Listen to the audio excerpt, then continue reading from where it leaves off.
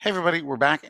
It's Chris Care with Business Speakers Radio Network, and I want to tell you about one more thing that you have available to you right away to download from our website, the Business Speakers Radio Network. It's bsrnradio.com, and we're giving away a book on the history of an American Christmas and its traditions. Lots of really interesting stuff in this book that I just want to touch on a little bit, just from a curiosity point of view. So the American Christmas traditions, as we kind of know them, are really kind of an interesting thing as far as the world's concerned. I mean, we've got the Christmas tree, hanging stockings, Christmas cards, caroling, Santa Claus, that eggnog, the Yule log. These aren't things that the rest of the world necessarily does. That they're really a very strong tradition here in the U.S. And so if you want to find out where stuff like that comes from, this book tells you all about it. Really kind of a cool little thing, and it's free.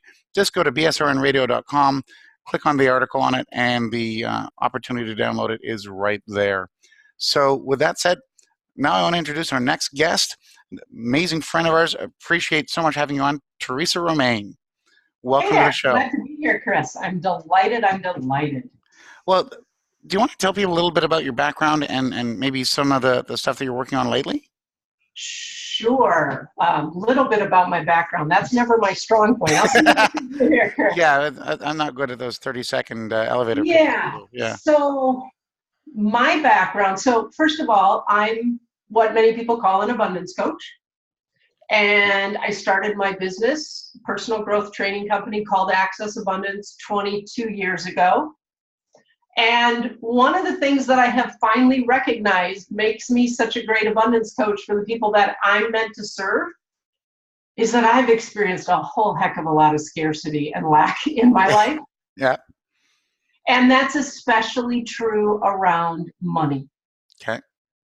And so what I'm really up to these days, after what I call my 22 years of lots of learning of all the pitfalls and the landmines of scarcity that people can fall into, especially around money, is I'm really up to and engaged in helping people avoid most of those that I experienced and claim their power around money. And what I mean by claim their power around money is to develop a relationship with money that's not so fear-based. So let's talk a little bit more about that, because I think that's an area that a lot of people, when you dig into this a little bit more, they're going to understand a whole lot better. In terms of fears, what kind of fears do people have about money? Well, for the people that I work with, the number one is fear that they're not going to have enough money. Okay. Or fear that they're not going to be able to pay their bills, or fear that they're not going to be able to have money to do whatever that is that they want to do or dream of doing. But it's just all fear-based. And it creates a relationship with money that even as we're working our butts off, I've done that one, to make money, to make lots of money, maybe to save money, to get out of debt. We're working our butts off because we want to experience abundance. What we wind up doing is just creating more lack and limitation. We're in this experience of it's never enough, at least the people that I work with, my tribe. They can be making tons of money and it's still not enough. They don't experience peace or freedom or ease or joy. They're always afraid. Some of them make tons of money. I did that in the corporate world, my 6-figure income. And funny how still at the end of the month, I was waiting for my next paycheck. Yeah, exactly. Yeah. How did that happen? Other people, they're going backwards. They're drowning in debt, been there too. They're living paycheck to paycheck, and they're thinking that the solution to the problem is they just have to make more money. They just have to make more money. That the more money is somehow going to give them the abundance.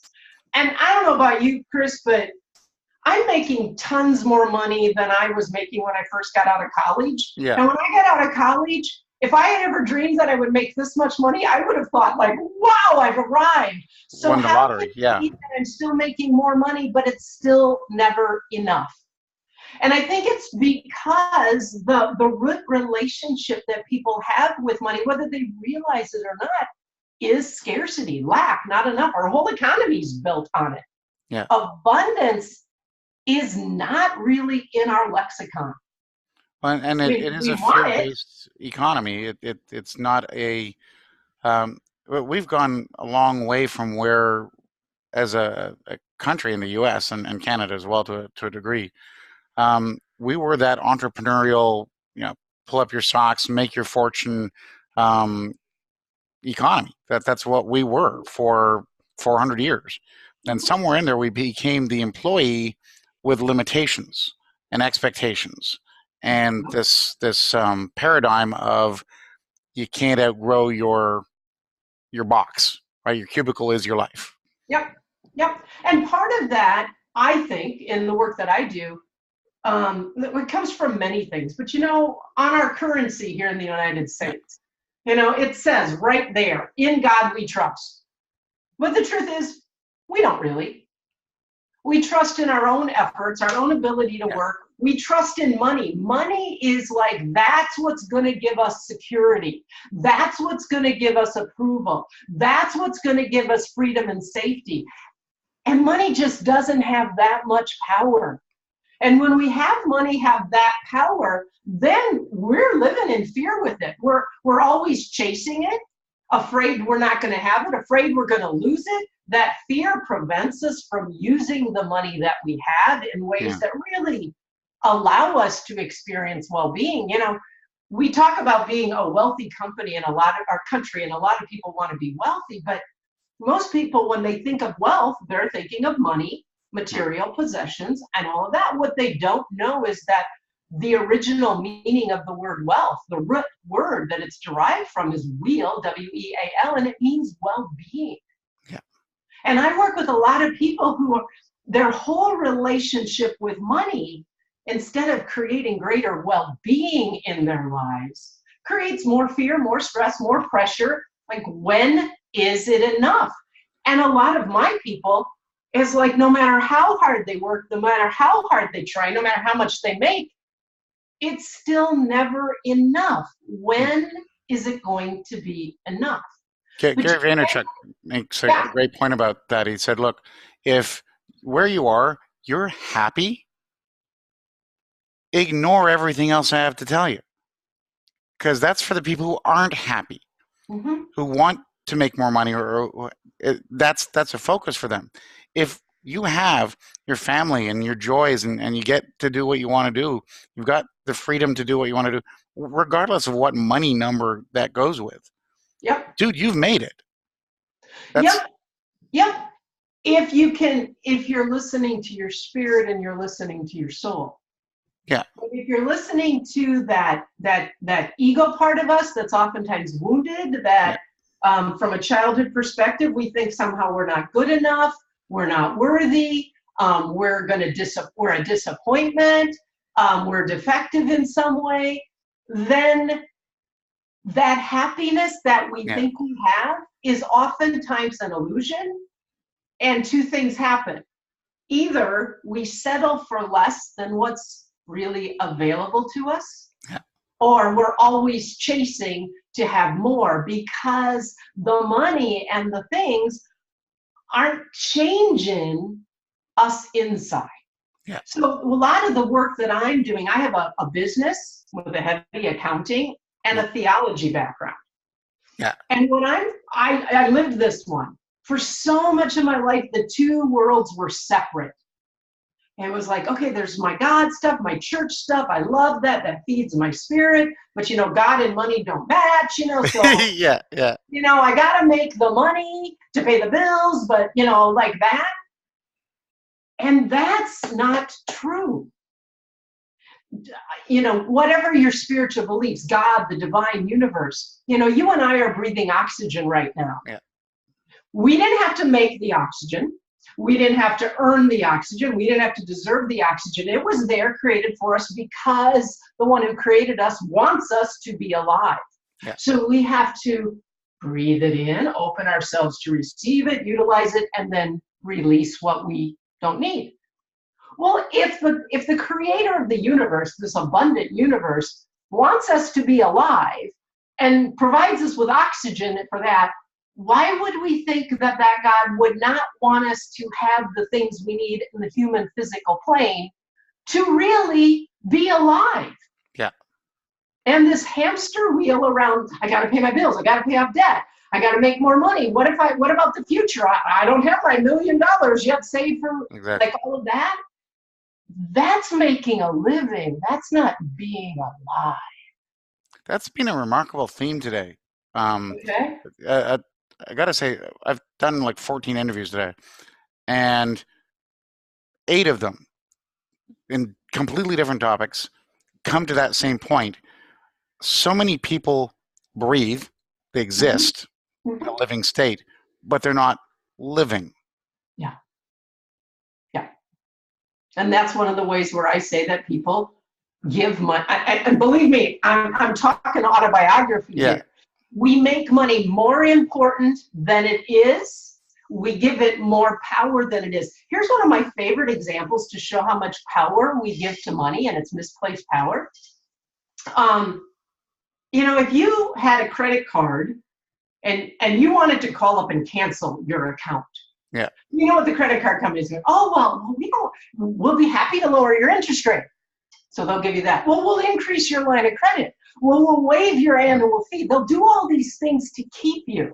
And if that's still not working and you're like, nope, I'm going to cancel my credit card, I want you to close my account, then they're going to pull out the big gun. And the big gun is this. Well, but what about an emergency? What are you going to do in an emergency? Talk about fear. Talk about the implication that the credit card, the money is your savior, has the power. Talk about disempowering of you and your creativity and your ability to develop a relationship with money that you have the power. Yeah. And so I'm really, like I said, I've been every place on the spectrum of scarcity. And that's what's shown me, oh, here's the shift that accesses the abundance. Yeah. And it's not necessarily about making more money, and it's not just about getting out of debt. It's about recognizing that abundance is the natural state. Abundance is our natural state. It's just that over the course of our years, we've forgotten that. We haven't learned how to tap into that, especially around money. We've grown up with parents, and the pioneers who worked hard and just made it, survival. Yeah. And we're not wired for thriving. No, and it reminds me of that psychology experiment they did with the chimpanzees and the bananas in the cage. Yes. For the listeners who don't know, the idea behind that was they put 3 chimpanzees in a cage and put a ladder in the middle of that cage. On top of the ladder, they put some bananas. And as soon as the monkey went up to try to get the bananas, they took a fire hose and hosed them down.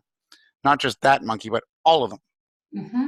And so before long, any monkey that went up to try to get the bananas, the other 2 monkeys would beat them up because they didn't want to get hosed down. And so they took one of those chimpanzees out, replaced it with another new chimpanzee who hadn't seen any of this. Mm-hmm. And that new chimpanzee said, hey, bananas, and went to try to get up, and the other 2 would keep him down. Mm-hmm. And so they systematically rotated out and got out all the original monkeys, and the new monkeys never ever reached for the bananas, and they never actually knew why. Yeah. Yeah. It's that social conditioning that limits all of it, regardless of whether you were personally conditioned or not. Yep. And another one you said, where I thought you might have been going with the bananas and the monkeys is a story I heard of a monkey, and they put a banana in like a ball jar, big ball, tall ball jar.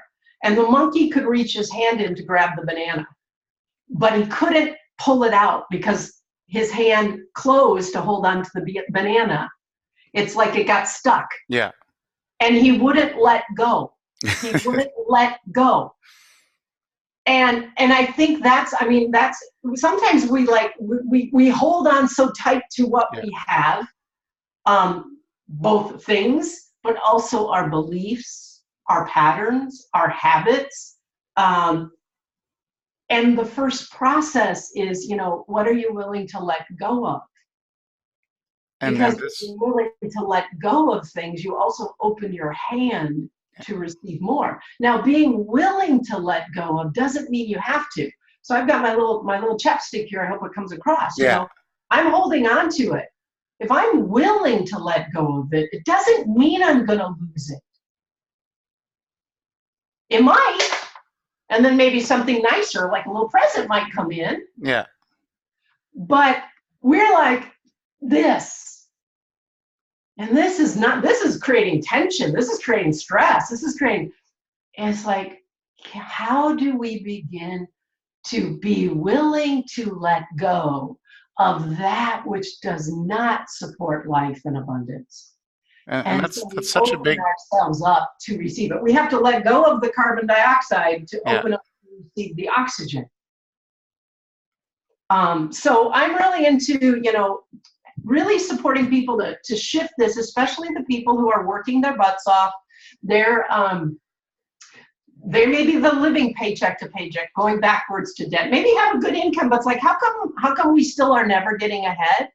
Yeah. And the other thing, and this is another way we give our power to money, my tribe especially, they're the great pretenders. They're the ones that they don't want anybody to know that they're struggling. The They don't Joneses. want anybody to know that maybe they're not successful. That because at some level, if people knew that, oh my gosh, they're only making this much money or they have this much debt, then what are they going to think about them? They're going to think I'm less than. So they're the great pretenders trying to fix it and figure it out by themselves because they kind of live, well, I got to do this myself. And that's like, okay, I got to make oxygen myself instead of opening to getting the support and breaking through the fear and the shame and the judgment that keeps you stuck. Because the process of the money piece, what I love about money is it's this neutral external mirror. Yeah, it's math. It just shows you what's going on. And we can use that mirror not to beat ourselves up and judge ourselves, but to see the places where inside of us and our psyche needs healing so that the abundance that's within us can finally start to be manifested outside of us. And that's at the start, the game I'm playing. At the start of the conversation, you raised some of those points that I hadn't quite considered either, of the judgment that sometimes comes from, for example, the intergenerational bit. Are our parents proud of us? Mm-hmm. Did we hit a point where our parents would be proud of us economically, or our grandparents, or whatever that relationship is? Mm-hmm.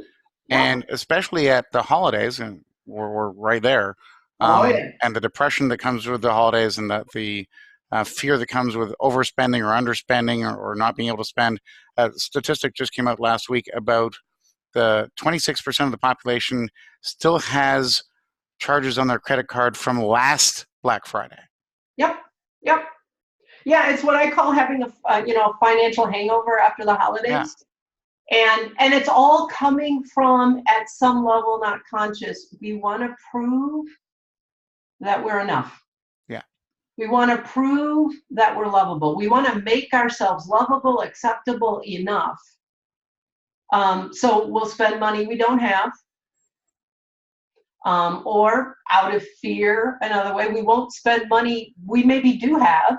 It will just, the holidays is a place where it's like, even my clients who have worked with me a lot is like, we pay extra close attention in the holidays because it brings up all of the stuff. So it's a rich opportunity for people to start to really break out of, I'm just going to do a final prop. I do this a lot, but if I put on these red glasses, Chris, right now, everything around me looks red. You look red. My computer screen looks red. My white walls look red. The lights look red. Yeah. As long as I'm wearing these, everything is going to look red to me. Now, when I take them off, I don't see any red. Oh, one red folder. Okay? Yeah. In many ways, in our society, and it's not even conscious, we go around wearing not red lens glasses, but not enough lens glasses. Yeah. And everything we see, ourselves, what we do, the money we make, the money in our bank account, where we live, we see it as not enough. That's the American dream. We've got to go for more. Yeah. More is the answer to not enough, which keeps us pushing. Yeah. No, the answer to not enough is to take these off and start to see what's really true. There's a hell of a lot more abundance than there is some lack or limitation. Yeah. Even your lack or limitations, your debt, your problem is part of your abundance, because it's the mirror that's helping you see where healing and empowerment is possible. And so, for all those relationships that are impacted, I mean, I think it's been 30 years now that half of divorces are from money relationships and whatnot. That this is an impact area that you're able to bring to a whole lot of people. And I'm just so glad you're able to share it with us. You have a webinar coming up called Claim Your Money Power. Do you want to talk a little bit about that? So it's a 90-minute webinar that I do for free. I've got it being offered in December. I'll offer it again in January. It is about really opening up some of these conversations and helping people feel, first of all, like they're not alone. You know, for my tribe especially, the great pretenders, the great hiders, don't want anybody to know, to have them get that, oh my gosh, others are struggling, are going through this, are experiencing this. So first of all, it's about having people feel supported, accepted, not alone, which is very empowering. And then what I also do in that program is I help people begin to see what the mirror's showing, like where they're giving their power away around money, because just the awareness of the ways we give away our power is always the first step to reclaiming that power. So, and then, so it's pretty well described on the webpage, claimyourmoneypower.com. There you go. Yeah, but it really is about having people, like, you know, it's like the boogeyman. You know, the boogeyman, when we're scared, my people, like, they're in the dark and they're afraid of the boogeyman of money. And that webinar is about, let's turn the light on. Because when you turn the light on, the boogeyman's not so scary. In fact, the boogeyman isn't the boogeyman anymore. So it's a webinar that's designed to, in a safe, fun, I'm pretty real and vulnerable and authentic telling my story, to help people turn the light on money, so that they're not so scared of it and they can start to see a path forward to feeling empowered, having money in the bank, becoming debt-free, being able to enjoy their money, feeling peaceful, you know, all of those things. So that's what the webinar is designed for.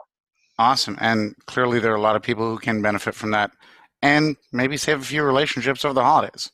Yeah, it would be great. Right? It would be great, because you got two couples coming in and they got a whole different relationship with money. Plus Uncle Fred. Until they can talk the same language. I know this one. My husband and I, oh boy, do I know this one. Until we can talk the same language, it's always going to be a power struggle.